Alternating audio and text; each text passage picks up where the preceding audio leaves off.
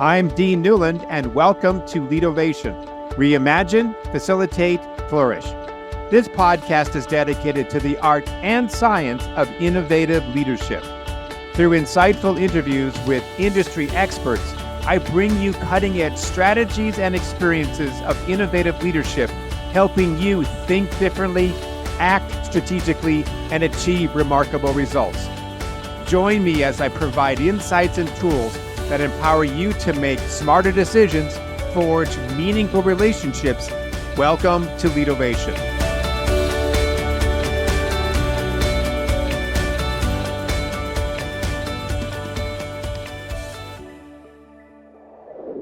So imagine you have 5,000 people that work under you. You're a top-level executive for a large bank, and you are often on the road giving speeches to hundreds and hundreds of people.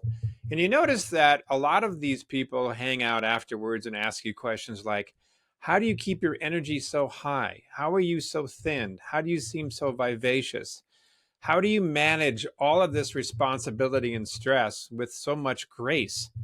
Well, that's the story of my next guest. And she really, through the prodding and requests of all these people, wrote a really fascinating book that I think is quite timely. And it is something that obviously we know that health and wellness and our ability to stay positive is of great interest for all of us right now, considering the amount of depression and suicide and issues with our physical health that are going on, our food source. And so for anybody to be able to write a book that has to do with what can I do to be able to have little mini hacks, if you will, in my life, I think is valuable.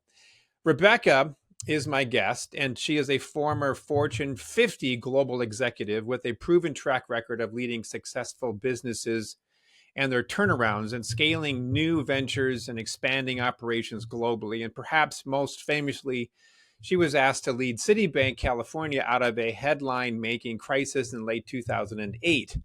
Her success marked the start of a decade-long career at Citigroup. As the founding member of RMK Group, Rebecca now advises CEOs on accelerating business growth through effective leadership and strategic HR practices. She is also the co-author of FitCEO, Be the Leader of Your Life, a book that helps leaders maintain holistic health and well-being. It has sold thousands of copies worldwide. Recognized for her influence, Rebecca has been named one of the San Francisco Bay Area's 100 most influential women in business for 12 consecutive years by the San Francisco Business Times, including the title of Forever Influential Women in Business. Rebecca Macieira-Kaufmann on the Leadovation podcast. Rebecca, it's great to have you on the show. I've been thinking a lot about your topic because I'm actually wanting to write about it as well. I've been working on a beginnings of a book, which I'll talk more about when I have more to talk about. It's sort of being, it's in gestation. I'm pregnant with you, if you will. But I've been thinking, as it's very popular right now, we're thinking a lot about overall health, well-being. There's certainly data that's coming out almost every day about how it's certainly in this country, we are not as healthy as we used to be, whether it's physical health with, obesity, whether it's mental health with loneliness. We're in a situation right now where we're paying a lot more attention to this, maybe because it's just gotten so bad. And certainly, CEOs and senior leaders of organizations are not immune to that. In some ways, they might even be more stressed out, more unhealthy than the rest of us for the obvious reasons of the amount of pressure that they're under. If you take away the food we eat, the air we drink, the air we breathe, and the water we drink, those sort of external factors, and you get into lifestyle, you get into choice. What is it that seems to be, from your perspective, the reason why we as a species, especially those who are in business, seem to make choices that are not always very healthy? What seems to be the root cause of all this, aside from all the external factors, the fact that our food isn't as healthy as it used to be? But back to the human choice. What are we doing to ourselves and why? So One thing I will say is that I would bring food back in. So I'm just going to add that because I don't All think right, all that's right, out of go. our control. Yeah. But I think a lot of people, CEOs, I think CEOs of one's own life, heads of households, CEOs of their own jobs, people working hard, everybody basically gets really busy, and we end up taking shortcuts that hurt us when we're unintentionally doing it. So what I mean is you get really busy and you think, I don't have time to go for a walk. I don't have time to get outside in the fresh air. I don't have time to make a home cooked meal with fresh ingredients. And so all those shortcuts add up over life, where you buy packaged food off the shelf that may not have the best ingredients for you. You may become sedentary. You may be inside a building all day long and never get outside and get sunshine. So all that combination leads to our habits that are basically unhealthy. So the book is about a lot of habits, small habits that are healthy. Things like move for 10 minutes, park 3 blocks away from the grocery store and carry your bags. That's a lot of movement, but it's only 10 minutes. Or take the stairs if you're in a place that has stairs versus taking the escalator or the elevator one flight. Just all these choices over time are cumulative. And I don't want to call it laziness. I want to call it these habits of shortcuts that we thought were productive and easy that in fact are unproductive and not helping. So is that somewhat due to how technology has just made life so much easier for us? And that we no longer make choices that are healthy because because we have the luxury of driving our car up to the grocery store. We don't have to be moving around because we have computers that we can sit at all day. We don't have to go anywhere. Is technology playing a major role in these choices? Possibly, but possibly not, because there's the other flip side of technology of aura rings and, step trackers and fitness reminders. So I think technology certainly can aid or abet. Either way, it's what you do Hmm. with it. So you could say, I'm going to start tracking my steps. There's a rule of thumb, 10,000 steps a day. Well, I that's a great thing if that's going to motivate you to have a tracker that tells you you've only walked 1,000 steps today. That might get you moving more. For other people, that may be a complete stressor to have something measuring you all the time. So I think for some people it motivates if their personality is ambition oriented. And for other people, that just may be the worst thing on earth to stress. Like I know people who have that sleep ring to say that it actually hurts their sleep cycle because now they're obsessed about sleep. Hmm. So I think you have to take in your own DNA and personality with technology. So is part of the secret sauce to what you're suggesting understanding what motivates you and use that process to be able to make these healthy choices?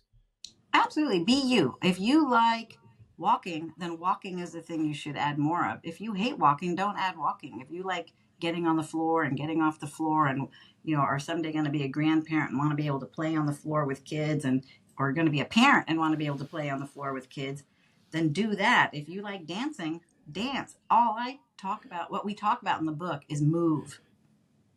Yeah.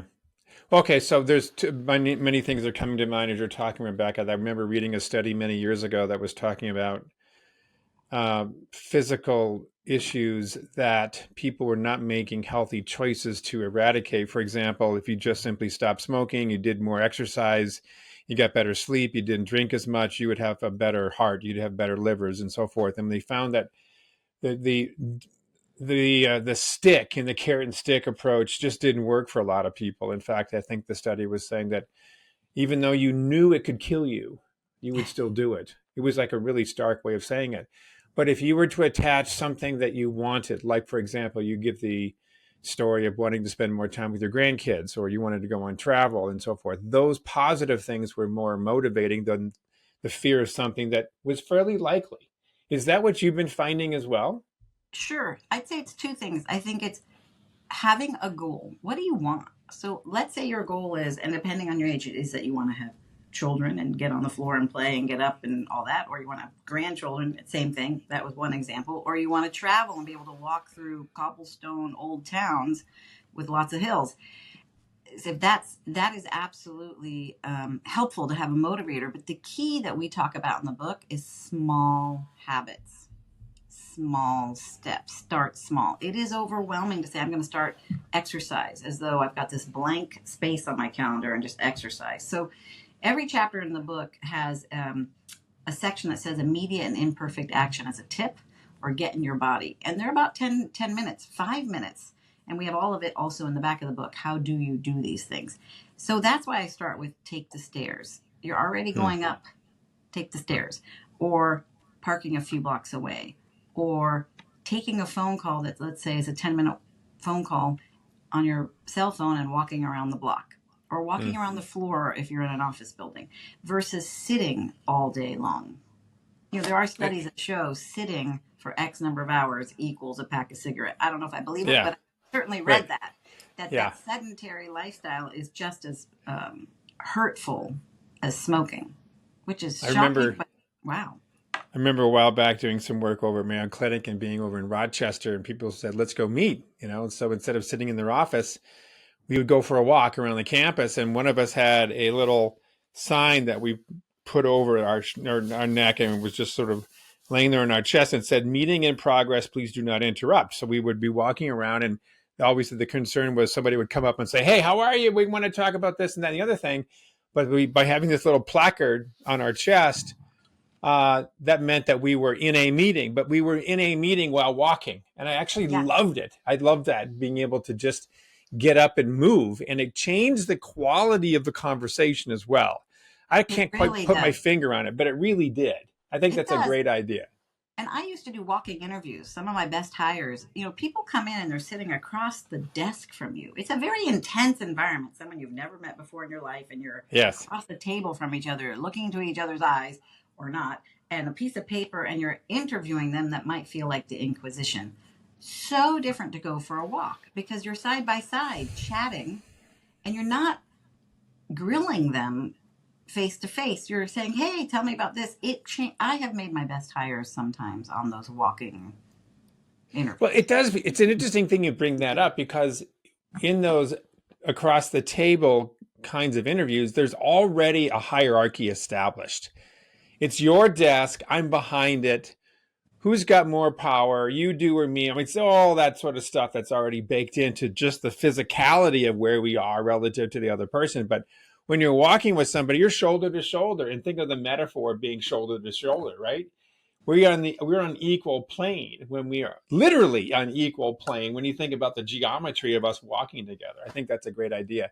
And I'm 5'1", so I'm made less intimidating as the boss if I'm going for a walk versus, you know, across the table.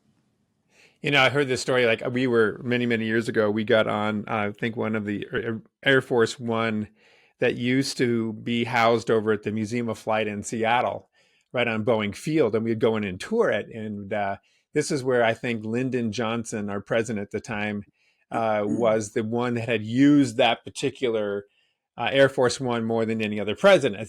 This is the way the story goes, right? And so we find out that he had a little button, that he'd push the button and his chair would slowly, imperceptibly rise up, so that if he was sitting across the desk with an adversary, he became just a little bit taller. And over time, they would be looking up at him. And this was a way that subliminally he could sort of maintain control. I think that was the story. So I think this idea about getting on the even plane with people is a great idea. So Rebecca, why did you do this? What's your story? Why create a book on being fit, and why name it what you did? Why are you focusing just at the CEO level? So give us your background. What led you to this?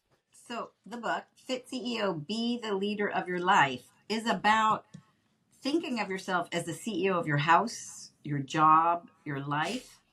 And the name came from a time when I was CEO of a bank. So the book really came about from a collection of times that I spoke. So I spoke publicly a lot in my job to both employee bases and to external parties. And so I would find that people would stand in line to talk to me after I spoke. And I asked my colleagues, do people stand in line like long lines to talk to you after you give a talk, and they're like, well, 3 or 4 sometimes, but not like you. And I said, okay. So I started asking really asking folks who were asking me questions, what made them come ask me a question. And I also started taking notes sort of afterwards around what were they asking me. And what I Mm. found is for people who knew me, I was their boss, if you will. I had thousands of people on my team. They had these kinds of questions. How do you stay so positive? How do you stay so high energy? How do you stay the same size? How do you have your total life? They would ask me all these questions. How do you not stress out all the time? Because the team I had was about 5,000 people in 08, 09 in the financial crisis. And I was the president of Citibank at the time in California and Nevada. And those are the kinds of questions I'd get asked. But before that, I worked at another bank, Wells Fargo, and I had about 2,000 people on my team. So same thing. I traveled all the time and I got these kinds of questions. So every vacation, I'd sort of jot down my notes about, hey, someday I'm going to write a book about all my hacks. And then Mm. in 2013, I became CEO of a subsidiary of Citigroup, a bank in Mexico and the US. And I was commuting and traveling. So commuting to LA where the headquarters were, and then traveling to Mexico and New York for Citi's headquarters and the Mexican bank's headquarters. And that was insane. I was on the road all the time. And I thought, I got to write a book about this. And at the time, I had hired a personal trainer to meet with me once a month for about half an hour just to help me with routines.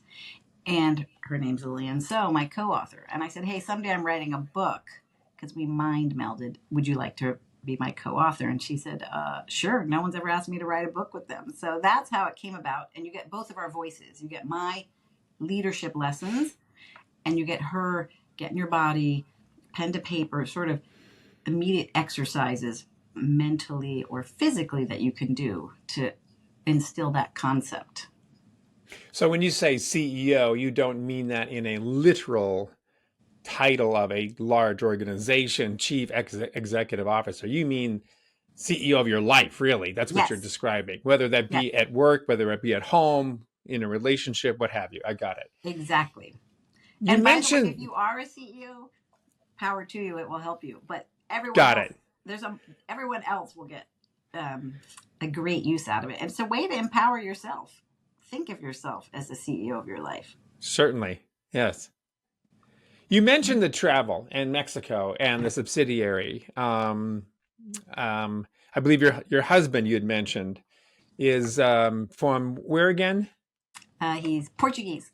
Portuguese, right? Thank you. So, how have you noticed different perspectives about health and fitness based on the country, based on the nationality, and those social mores that go into that region of the world? Do we see things differently?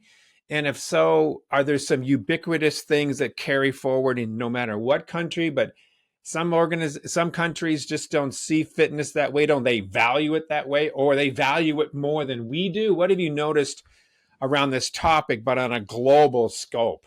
Sure. Well, I've lived in 5 countries. My husband actually grew up in France. So I'd Mm, say what I saw in France, and I've lived in France, what I see is that people grocery shop every day for their food for that day. So yes. their bread does not come in a plastic bag. It comes in a paper bag and it's fresh and it's stale by the next day, so they don't eat it the next day. Yes. Their fruit and vegetables come usually from a local market, what we would call a farmer's market, that they would just call a market, and it's fresh and ripe and has not been sitting on a shelf or in a frozen truck. And so overall, the Mediterranean diet has much more fish and everything's much fresher. And the pretty much the only oil they use is olive oil. So all of that combined is why I said food is my one disagreement with you is food I do not No, consider I out of your don't control. get me started. I agree with you 100%. I've got stories all over the place. I just was trying to, in the beginning of this conversation, narrow it into the individual choices, but I wholeheartedly, we could have a whole conversation about this alone Yeah, around our food source. yeah. We just came back from Italy in the last part of 2024. We're going to go to France this next year. And part of the reason I believe that we love to go to these countries is because of the way in which they address health and their ability to connect socially, and the food that we eat. We just don't feel, especially my wife, the kinds of aches and pains that she feels with the food that we eat here. Big proponent of blue zones, right? And all of that work that they're all about. So you got me at hello, definitely. Got it. So Okay. yeah, So I would say the other difference in those countries versus ours is we are ginormous, if that's a word, in the United States. So the car makes total sense. I mean, right, California, where I live, is just huge. It would take me 8 hours to drive to LA. yeah, The transportation, how we move about, is often on wheels. And what I've noticed when I've lived in different cities in Europe is I do a lot more walking. I mean, just in the day, I don't have to mm, try to walk 10,000 steps. It just happens because right, the public transportation, you're walking to it if you're taking it, or you're just walking to the store, and you might be walking to 4 stores, right? You might be walking to a bakery and a fruit store and a fish or meat store. Just your day is so much more inclusive of walking than our day is. And I think that's partially due to our geography. absolutely. I was talking to somebody at a bar recently. I was ponying up to get some food, and he ended up talking to me about his condo that was literally about 2 blocks away. This is in the heart of downtown Scottsdale, right, Old Town Scottsdale. And he says, "I love it here," and I go, "Why do you love it?" He strike up a conversation with somebody. And he goes, "Well, I don't have to drive that much. I can get out of my condo. I can go to the gym. I can go to this place. I can eat here and get pretty much my groceries locally, but I don't have to drive." And for Phoenix, for Arizona, for somebody to say that, that was really rare, because it's like California. Everything is so spread out. You can go from one end of Phoenix and another and drive an hour and a half. I mean, it's Right. huge. It's massive, and it's getting bigger every day. So, yeah, I get it. I totally understand that. You mentioned also in your book, I believe, the concept of heart and soul and how important that is as well. Could you elaborate? What do you mean by that? That sounds a little bit different than getting in my 10,000 steps. Sure. A lot of people, when I was looking at the questions, people would ask me about how do you keep your energy so high? And I mean, it's my DNA. I was probably born this way at one level, but at another level, I am very conscious of staying positive as a leader of people, and just as making my life more fun. So when Lily and I were really talking about what are those aspects, well, there are a number. There's one, living in gratitude, like finding the good in things versus finding the bad, connects your heart and your soul. Um, and making things fun. I mean, I have managed a lot of teams through crises. I happen to have become, I guess, by default, a turnaround person in many of these companies I've worked for, and taken over distressed divisions and turned them around and turned them up. And in doing so, I ended up taking over teams that were usually pretty demoralized, and had to find ways to motivate folks. So finding all the good that already exists and then leveraging that. So building muscle where there is muscle versus trying to build something from scratch. And all of that runs through the book. And connecting with nature, all of the things I've already talked about, moving and eating right, help with your energy, but there's a huge amount that's with your attitude. And so there's sections of the book that I talk about being in awe. And when I was under great stress, I would do things like open Alice in Wonderland and think, who shrunk the door and what are they smoking? And look at those pictures in the book to keep my humor high when stuff was hitting the fan. So those are aspects of how to keep it light, stay in awe and in gratitude. I think there's a book out called that. Something about awe. I was talking to Chip Conley, who has a wonderful program that my wife and I participated in called the Modern Elder Academy. And he was referencing a book called Awe. I forget the name of it, but that may be something to check into. But you're right. I've been certainly making the intention to look for things that are positive versus negative. Seeing the best in others, even though they may not see it in themselves. These are intentions that can create that joy, that health that is not just physical, but it's mental as well. Mm-hmm. And that, of course, connects back. I was thinking about this as you were talking too, Rebecca. Like, a couple hundred years ago, we wouldn't be talking this way. We would be talking about something religious. Yeah. We would be thinking about prayer. We would be thinking about our spiritual or our religious practices, going to church and something like that. the positivity would be through God or through some sort of higher power. Are we seeing that being a component of what you're talking about, or has that kind of washed away a bit, and have we become so agnostic, so not anti-religion, but just it's not showing up as much in our conversations? And I have a lot of CEOs that are in prayer groups, and they find great strength and solace. And I mean CEOs in the truest sense of a title called Chief Executive Yeah. Officer. Yeah. And I find them to be extremely value-based and quite strong in their leadership and in their servant leadership in particular. But what's your sense about the trend around this? Sure. Well, I think I fit in that latter category. I am very spiritual myself and very connected to my faith. And I'm in some of those kinds of groups with my faith. But I label it differently in that I think there's different phases of life. And often when you're younger, and some people may still be in that phase, but often when you're younger, you reject the organized form of religion. And so then think you don't believe in God or the bigger, higher level entity. So that's why stay in awe or be in nature, all of those things for some people are being close to God. And for others, they're being in nature and being in awe and seeing a wider perspective on it. And that is just a label. So a lot of people might label that inside their religion, and a lot of people might label that outside of their religion. And so I think there is a trend to be, I mean, clearly you can see it in the attendance and memberships at a lot of organized religions, that they're down, but I don't think that should take away from one's link to the idea that there might be something bigger than ourselves. Hence fervent leadership is so important. We're not just here. No one's going to be that happy just being about themselves. You really have to have Right. significance in your life by serving others.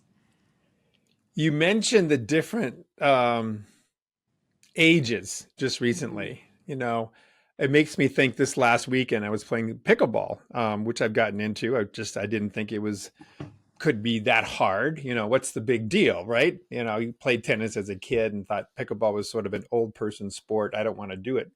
Well, I did it and like went, holy my gosh, this is actually much more involved, strategic, and a great workout than I'd anticipated. So I was playing with these group of people, and half of them were in their 80s and they were kicking our butts. I mean, these were really vivacious, happy, socially connected people. They've been doing this for years. They're best friends. And I was just sort of coming in to sort of fill in on an empty spot. But she said, yeah, half of us are in our 80s. And I was so amazed. And I was asking them, well, how did you get here? And she said, well, we've been friends for years. We have this social connection that have been going back decades and decades. And we've always been involved in some sort of physical discipline, whether it be pickleball, before that was tennis. And so I think about what you said around the different ages. Do we need to set some of these healthy choices, be it physical or mental, early on because it's harder to get to them when we're older? Or for me, I'm just saying for myself, it's so much easier for me to be involved in some sort of physical discipline at the age that I am, because I always have been. It's just something that I need in my life. But I'm thinking, if I'd never played karate, if I never was in skiing, I never played tennis, and all of a sudden took up being physically active, it might be a much more difficult hurdle for me to jump over than it always being a part of my life. What's your sense about that? It's interesting, Dean. You mentioned something super important, is the social aspect. So in our very first section of the book, we talk about building the habits. At any age, you can build a habit, but buddy up. So one of the suggestions we make is commit to 10 minutes a day to go for a walk, but buddy up. So you have to, maybe you and a friend commit that at 5:30, we're each going to get on our phone and walk for 10 minutes. But that social connection makes the habit even easier, and you're more likely, if you're held accountable by somebody that you care about, that you'll show up. And I love pickleball. I love the idea of anything that takes an hour, but you got to start small to build the habit. So maybe you and the friend get on the phone and walk for 10 minutes at 5:30, and then maybe over time you move it to half an hour walk until 6, and so I think you're really onto something here, which is that social connection with your habit makes it even more embedded and more fun. I was telling a buddy of mine that we were coming back from this pickleball activity, and we were talking about our history as kids. And I said I was really involved in skiing, and I was on two different ski teams and was pretty good at that time. I was thinking, yeah, my life is going to be about getting ready for the Olympics. I had all of that in my mind. And then everybody went off to college. All my buddies left. And I went, oh, well, there goes all the fun, right? I mean, Right. I just had the sport, and the sport to me was so interconnected with friendship and connection that I lost interest in it. And I ended up not pursuing that particular part of my life. And it probably took me another 10 years to rediscover skiing in a different format, still social, but with a different group of people. So there's something I think you're saying that's very powerful about that. And of course, you do the Blue Zones research and you find out how important social connection is. I just saw something, another study that was talking about all the different factors that create health. And the top two were not removing yourself from smoking, not removing yourself from eating poorly, we're not removing yourself necessarily from even exercise. They said the top two, and again, that doesn't negate the fact that these are important, but just like, what were the top two most important things? One was loving and being loved by others, and two was having micro connections throughout your day of people, whether it's the barista who's getting your Starbucks coffee, or whether it's the person who's dropping off the mail, whether it's somebody that you happen to pass on the street while you're walking your dog. These little micro connections, that in addition to having these relationships, were the top two things that made people feel healthy in their older age or even their younger age. And I thought, this is just fantastic. And that's why COVID was so hard, is all those micro connections went away. All Yes. those little micro connections of people on the street at I belong to a club, but if you work out, I really saw that. I know if you even attempted a micro connection, you might be looked down upon. Like, wait a minute, you're within 6 feet of me, or would you please put your mask back on when you're on the plane? So Right. we were encouraged to not connect, Correct. and we got into the habit of that. And I think we came back from COVID. Quite frankly, between you and me, I thought we came back somewhat sloppy, Antisocial or antisocial. antisocial. Yeah. You remember those first days we all got back, and everybody's kind of like going, "Oh wow, three-dimensional people here. How do we have interpersonal trusting relationships when we don't have sort of this barrier of the screen that keeps us from really being connected?" One of the things I really believe wholeheartedly is that if we're going to have Zoom meetings and WebEx meetings, then put your goddamn camera on, would you please? Right. Otherwise, it's not a Zoom meeting, it's a phone call. But Yeah. we've gotten so happy. I mean, I hear this over and over and over again. Companies say, yeah, about 20% of our people are only putting on their cameras. The other 80% are still, turning their cameras off. It's like, we got to bring back as much opportunity for connection and just make it a priority. Agreed. I wanted to add one other thing to your last two comments around social connection, loving and deep ones, in addition to the micro connections all day long. Is the other research has shown mind-blowingly that what would override a bad diet, that would override smoking, that would override all that, in addition to those two things, is your attitude.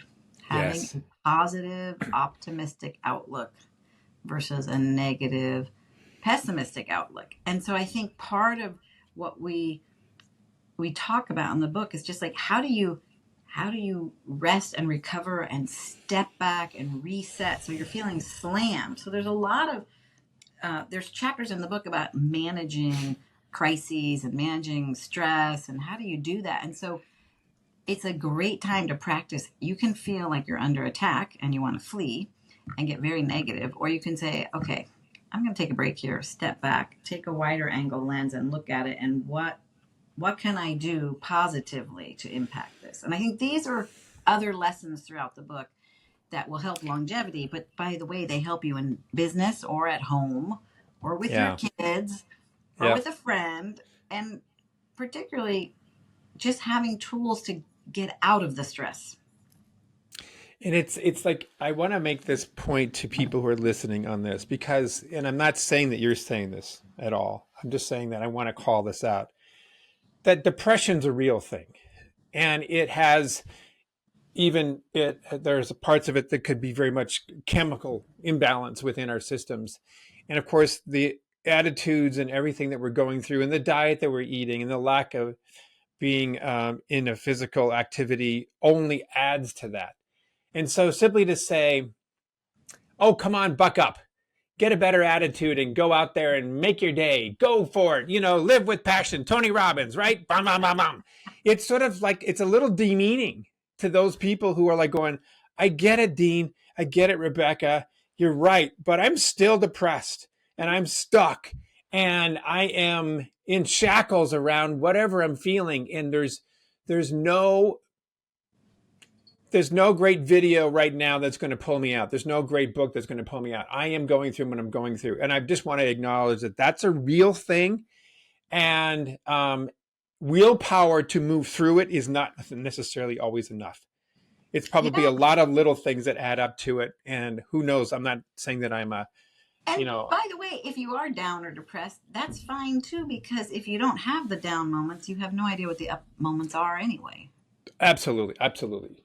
I think and I'm going to call myself out on this, but I get, when I see potential in somebody and they have opportunity at their doorstep and they don't take it, I kind of go, oh my God, that's something it's because I work so hard in my life to be able to create opportunities and run down every lead, and who knows whether it will work or not.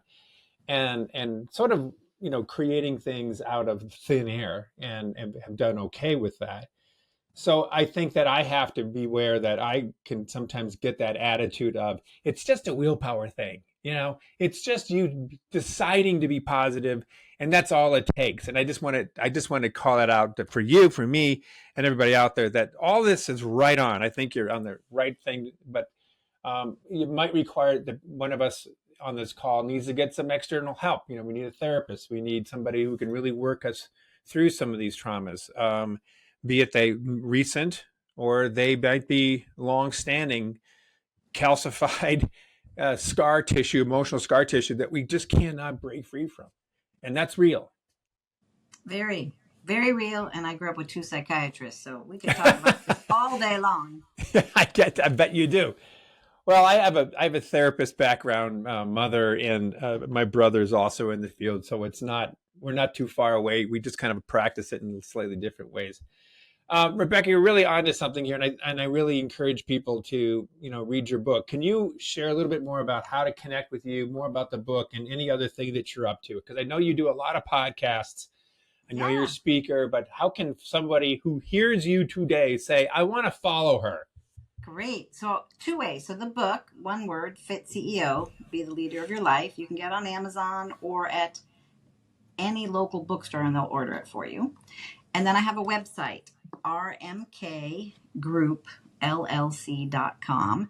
And there you can click on publications and get the book, but you'll see all my other publications and other articles I've written, all the work I do with leaders. So I am, in my day job, a CEO advisor. That's what I do. So I advise startup CEOs and other CEOs in strategy and business. And then the book is my mentoring at scale. So before we leave, what's one hack that you love to do, like consistently, because you mentioned being habitual in some of the stuff? What's the one thing that you never not do every day that helps you stay positive? It helps you move forward in a healthy way? Two things. Put my arms up in the air and smile, because it opens up all the oxygen and it just gets everything going. Your lungs open up, your brain opens up, and it helps me feel much more open and positive and strong. That was number one. What's number two? Oh, you said that too. So smile. Oh, smile. Okay. Arms up in the air. Got it. Smile. So throughout the day, if I'm starting to feel, because life will kick you in the butt and knock you on the ground, and I notice I'm like that. But if I smile, I actually feel happier. Yeah. So it's a little bit of a trick, because it's moving oxygen literally into my brain. I mean, some people say breathe. It's the same idea. I'm opening up my lungs, breathing, smiling, but those are two hacks of mine. I love the somatic perspective about getting it back into your body, that the positivity, the energy has to come from the source, and the source of self, and the self is body. And I love the idea of doing something that's somehow physically connected to the state that you're trying to create. Well done. Nice to Thank meet you. you. It's been a real pleasure. It's been really fun. Thanks, Dean. Thank you. Thank you for listening to Leadervation with Dean Newlund. If you enjoyed the show, please subscribe, rate, and review on Apple Podcasts, Spotify, or wherever you get your podcasts. If you'd like to learn more about Dean or Mission Facilitators Leadership, go to mfileadership.com. That's mfileadership.com, or check the show notes. Reimagine, facilitate, flourish. Transform your leadership success with Leadervation.